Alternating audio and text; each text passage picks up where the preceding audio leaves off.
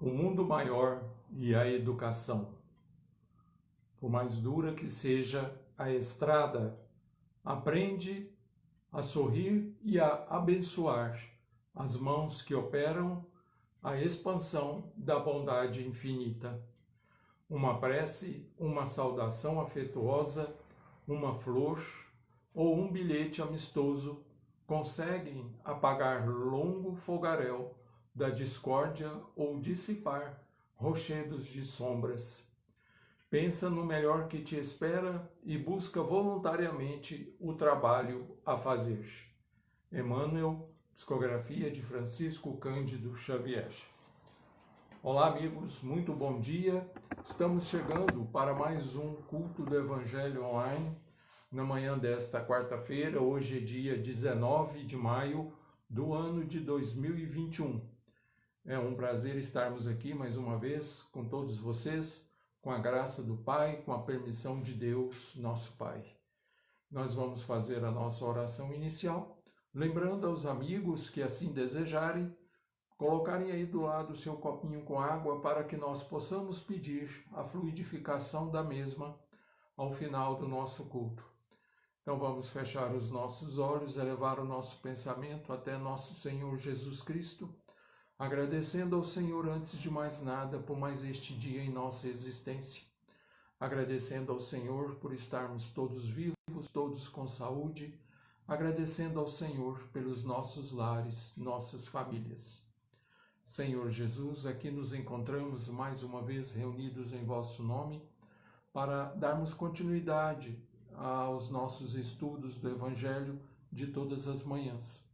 Agradecemos a oportunidade que nos é conferida e rogamos, Senhor, a vossa proteção, a proteção para os nossos lares, para os nossos familiares e para aqueles que se liguem a nós de alguma forma. Pedimos, Senhor, por cada lar da vizinhança, especialmente aqueles onde houver pessoas enfermas e mais necessitadas do que nós. Pedimos por todos os hospitais, por todos os presídios, orfanatos, asilos e por todos aqueles que sofrem. Em teu nome, Senhor Jesus, em nome de nossa Mãe Maria Santíssima, do anjo da guarda dos nossos lares, rogamos a vossa permissão, Senhor, para iniciarmos o nosso culto desta manhã. Que assim seja.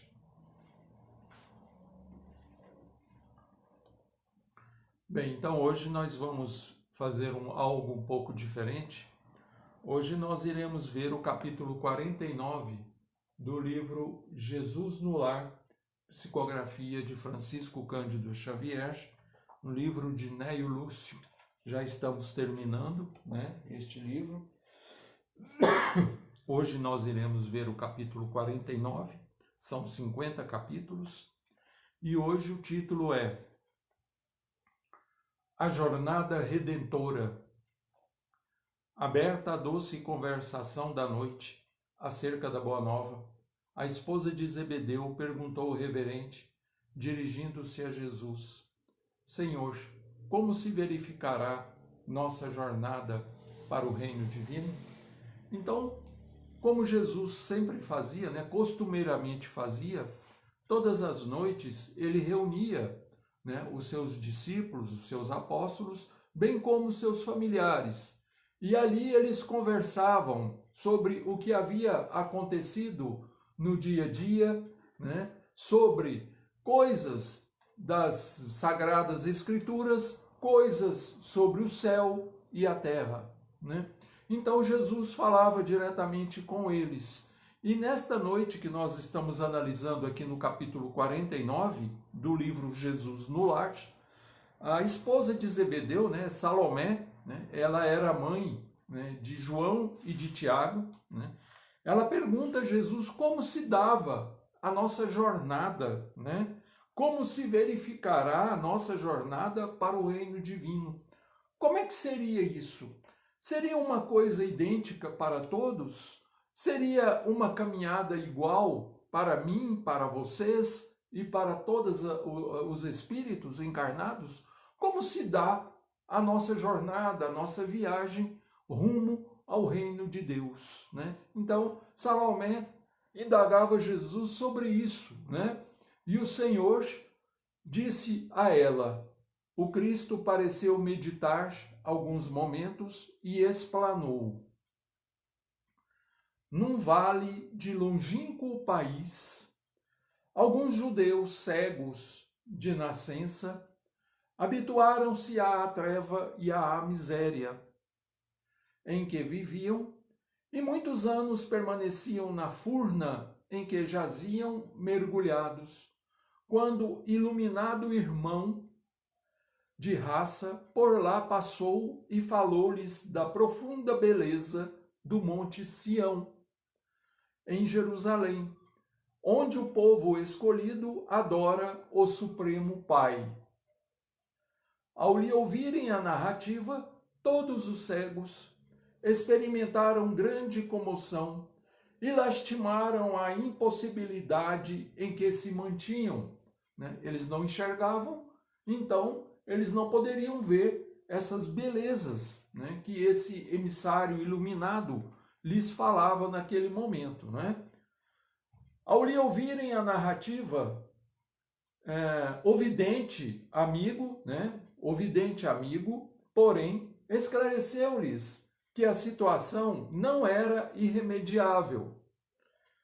Se tivessem coragem de aplicar a si mesmos determinadas disciplinas com abstinência de variados prazeres de natureza inferior, a que se haviam acostumado nas trevas, poderiam recobrar o contato com a luz, avançando na direção da Cidade Santa. Então, vejam só a sabedoria de Jesus, a perspicácia com que ele ensinava as pessoas. A mãe de João e de Tiago pergunta ao Senhor como se dava, como era a jornada até o reino, de Deus.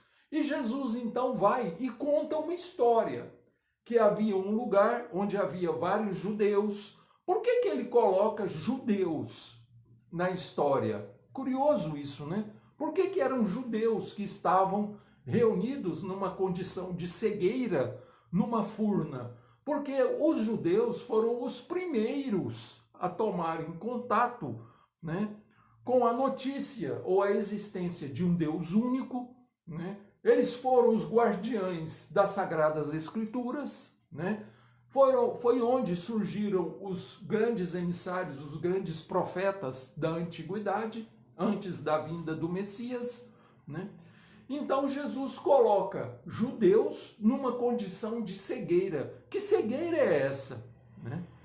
Porque o emissário fala para eles que se eles se abstivessem de certas coisas, eles poderiam ver a luz. Então, nós queremos crer que Jesus aqui está se referindo à cegueira espiritual, àquela que nós não queremos, àquela visão que nós não queremos ver. Então nós nos mantemos num estado de cegueira espiritual. Porque o emissário fala àquelas pessoas, aqueles homens, sobre a beleza do Monte Sião em Jerusalém, onde todos iam para adorar o Deus único. Era um lugar de peregrinação, de orações, mas eles se lamentam, que pena que nós não podemos ver, Então, provavelmente, Jesus está aqui se referindo àquela condição da cegueira espiritual, que não nos permite ver, sobre as belezas do mundo espiritual. Que o mundo espiritual é o percurso no qual nós iremos passar, nós iremos percorrer para atingirmos o reino de Deus, Então vamos ver o que Jesus continua dizendo, A maioria dos ouvintes recebeu as sugestões com manifesta ironia. Quem esses aqui que recebeu? Os cegos que estavam lá naquela caverna, naquela furna. Receberam as sugestões com manifesta ironia, assegurando que os progenitores e outros antepassados haviam sido igualmente cegos e que se lhes afigurava impossível a reabilitação dos órgãos visuais. Aquela questão, né, que muitas vezes nós falamos assim: eu nasci assim, vou morrer assim. Eu sou assim porque os meus pais também eram assim e faziam exatamente assim, então eu também faço, né?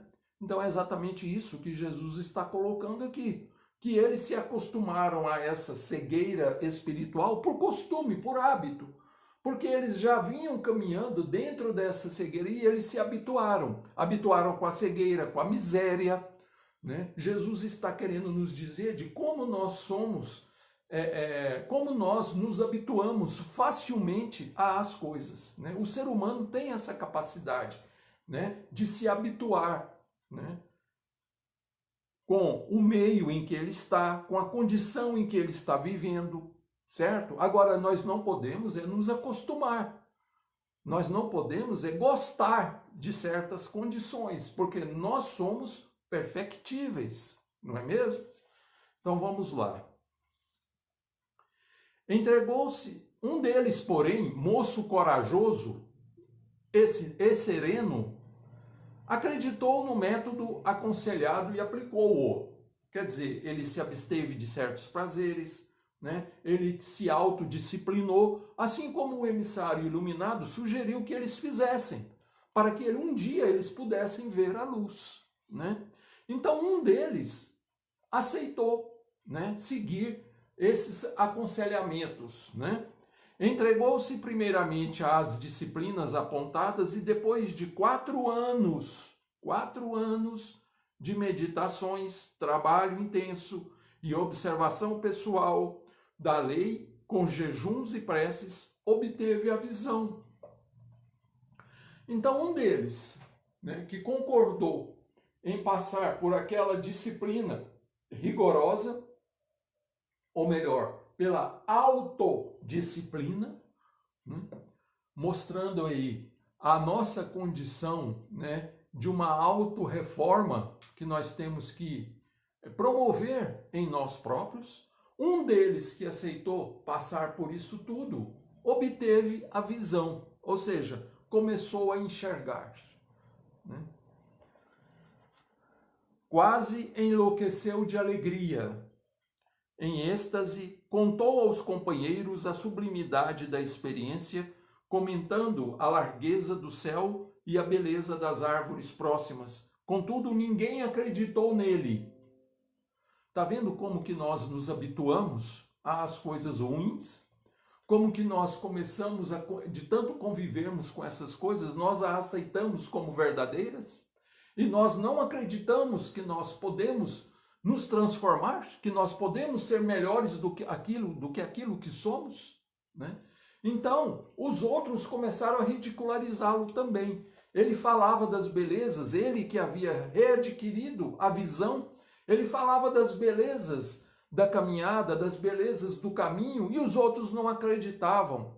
Mas não foi exatamente isso que os profetas vieram fazer? Os profetas não vieram falar para nós de um caminho belo, iluminado, resplandecente de alegrias, né? De mel e leite que derramava, que jorrava, né? Eles não falavam de um Messias que iria nos libertar. E nós, como cegos espirituais, também não acreditamos, também começamos a ironizar. Nós assassinamos esses profetas, nós os banimos, né? Ou seja, nós nos habituamos de tal forma à nossa mediocridade que nós começamos a expulsar e a refutar aqueles que queriam nos tirar daquela condição em que estávamos. Então, o que aconteceu, né? Esse jovem que aceitou passar pelos regimes disciplinares impostos a si mesmo, ele obteve a visão, ele viu, enxergou o caminho, né? Que a pergunta de Salomé a Jesus foi: de que forma nós caminharemos ou nós teremos que fazer para atingir, né, o reino do Senhor? De que forma será a nossa jornada? Ela será igual para todos? Então Jesus começa a contar essa história dos cegos, né? Daqueles que não enxergavam o caminho, né? Então vamos lá. Não obstante ser tomado por demente, olha aí, ó, o rapaz não desanimou. Agora enxergava o caminho e conseguiria avançar. Ausentou-se do vale fundo, mas, sem qualquer noção de rumo, vagueou dias e noites em estado aflitivo, atacado por lobos e víboras em grande número, usava a maior cautela, reconhecendo a própria inexperiência, até que em certa manhã, abeirando-se de um esconderijo cavado na rocha para colher mel silvestre, foi aprisionado por um ladrão, que lhe exigiu a bolsa. Entretanto, como não possuísse dinheiro, deixou-se escravizar pelo malfeitor, que durante 5 anos sucessivos o reteve em trabalho incessante. O servo, porém, agiu com tamanha bondade, multiplicando os exemplos de abnegação, que o espírito do perseguidor se modificou, fazendo-se mais brando e reformando-se para o bem, restituindo-lhe a liberdade. O que será que Jesus quis dizer com essa passagem aqui? O rapaz havia recuperado a sua visão espiritual. Saiu pelo mundo afora porque os seus companheiros não acreditavam nele. Começaram a ironizá-lo. Então ele sai pelo mundo, mas como ele não tinha experiência, o que significa isso? Quantas e quantas vezes nós também saímos pelo mundo sem nenhuma experiência, apenas com a nossa boa vontade, apenas com a força de vontade e com a intuição ou instinto de querer seguir adiante. Mas por falta de experiências nós caímos em certas armadilhas e ficamos presos nelas por longo tempo, por não termos tido a sabedoria suficiente para contornarmos ou para vencermos aquele obstáculo, O ladrão aqui que aprisiona o jovem por 5 anos numa furna, ele representa as armadilhas que nós caímos na vida. Mesmo quando nós recuperamos a nossa visão, nós queremos seguir adiante, nós vamos cair, Significando o quê? Que nós somos muito limitados, E que nós somos passíveis de quedas, Aquelas que nós cavamos com as próprias mãos ou aquelas nas quais nós caímos, por inexperiência, nós caímos nas armadilhas que algumas vezes os caminhos nos oferecem. Então é exatamente isso que Jesus está falando, De certa forma, ele está querendo dizer para a esposa de Zebedeu, Salomé, que o caminho ele é cheio de perigos, que o caminho ele não é fácil, que o caminho é difícil, porque ela pergunta se esse caminho, como que seria a jornada até o reino divino, E Jesus está contando essa história,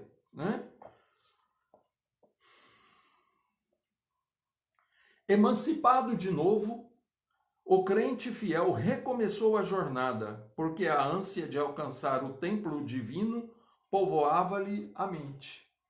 Pôs-se a caminho, distribuindo fraternidade e alegria com todos os viajores que lhe cruzassem a estrada, mas, atingindo um vilarejo onde a autoridade era exercida com demasiado rigor, foi encarcerado como se fosse um criminoso desconhecido. No entanto, sabendo que seria traído pelas próprias forças insuficientes, caso buscasse reagir, deixou-se trancafiar até que o problema fosse resolvido, o que reclamou longo tempo.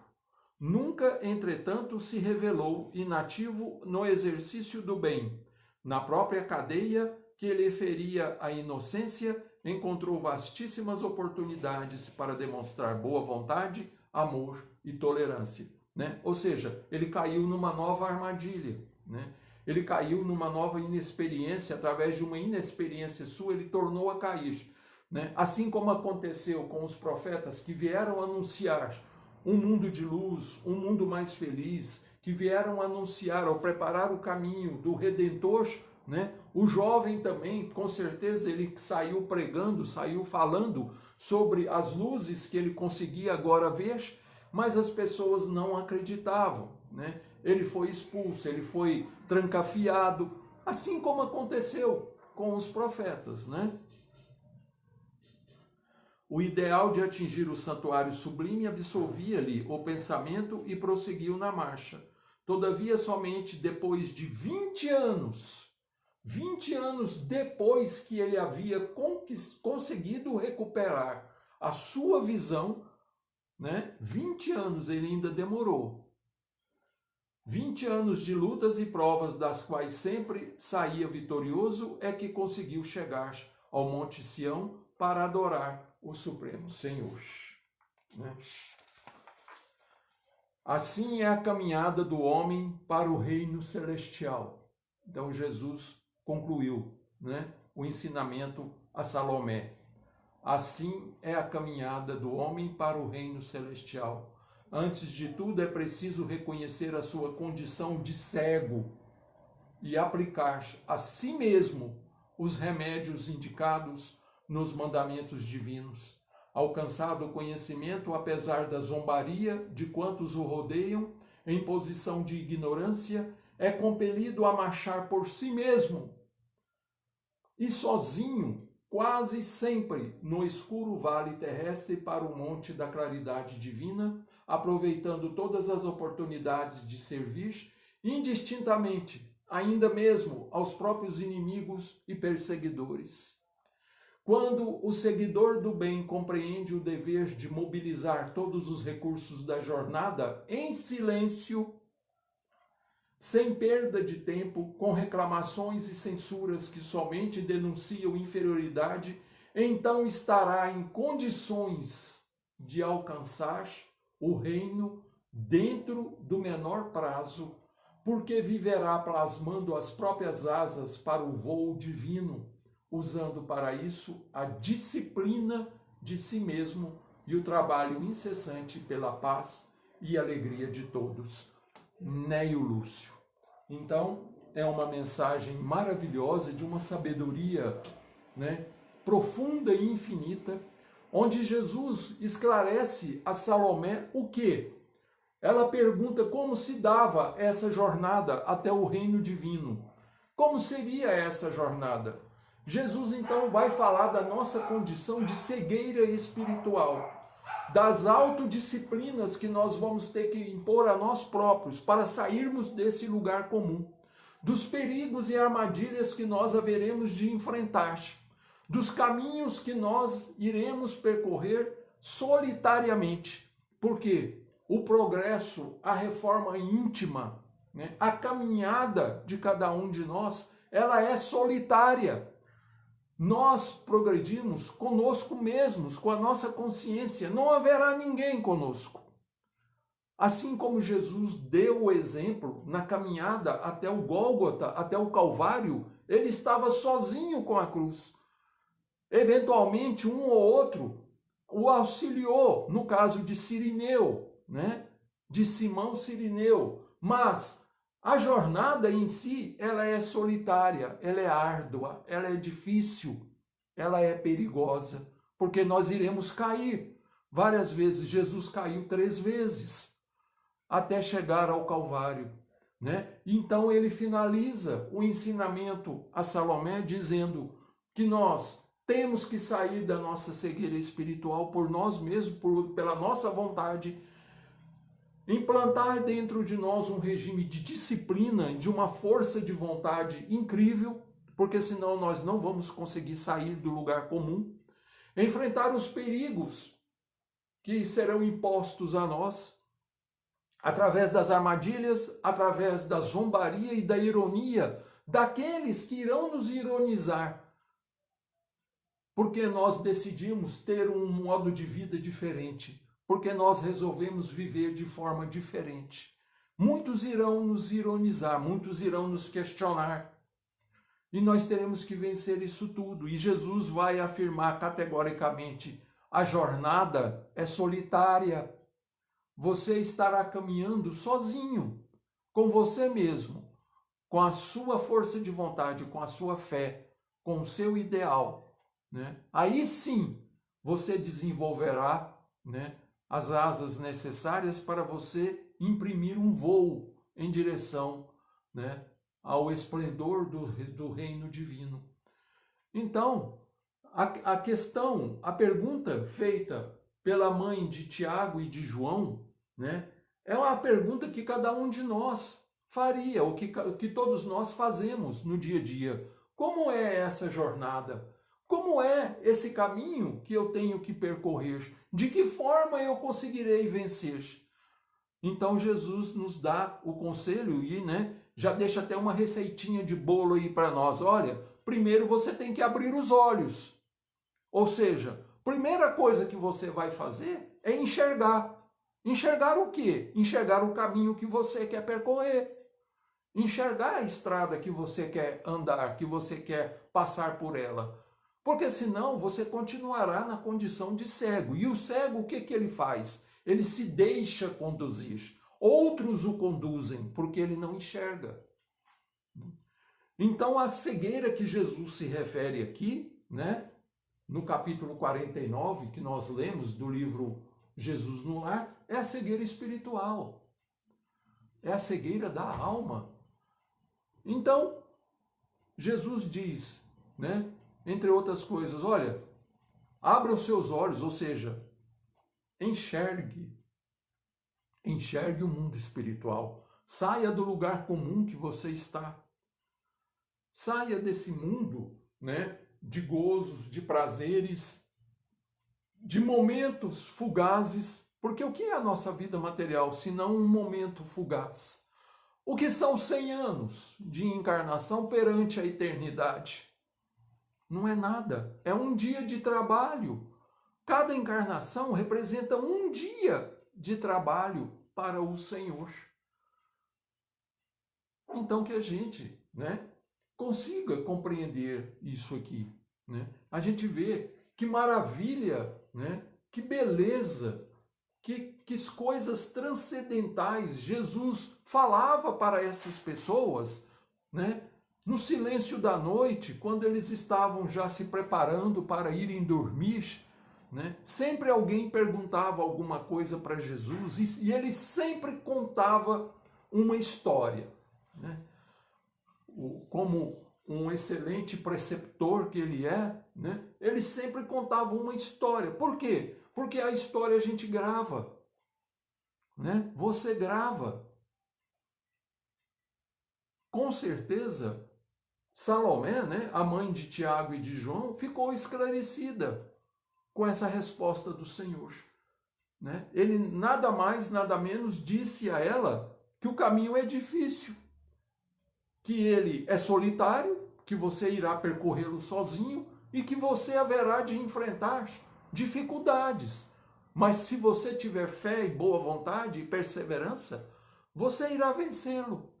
Assim como o jovem da historieta que Jesus contou, conseguiu vencer. 20 anos ele demorou, né, percorrendo esse caminho. 20 anos após ele ter saído da furna em que ele se encontrava, depois de ter aceitado o convite daquele emissário. Quem era esse emissário? Representa aqueles espíritos iluminados que o Senhor sempre envia para nos alertar, para nos chamar à razão, né? Então ele aceitando esse chamamento, ou seja, quando nós resolvemos abraçar a nossa fé, a nossa crença, é como se nós estivéssemos aceitando esse convite. Ele consegue então, depois de alguns anos, abrir os olhos, ou seja, ele desenvolveu a visão espiritual, ele enxerga a beleza do caminho que ele poderia percorrer, pelo qual ele iria passar, mas com o tempo ele vai descobrindo que esse caminho, apesar de belo, é perigoso. Porque esses perigos representam as nossas próprias limitações, enquanto espíritos ainda inexperientes que somos, né? Nós somos crianças espiritualmente falando, né? Então é uma mensagem maravilhosa, né? Muito bonita, né? Um ensinamento profundo demais, né? Isso aqui dá para a gente parar e pensar o resto da vida, só nisso aqui que Jesus falou, em uma noite, né?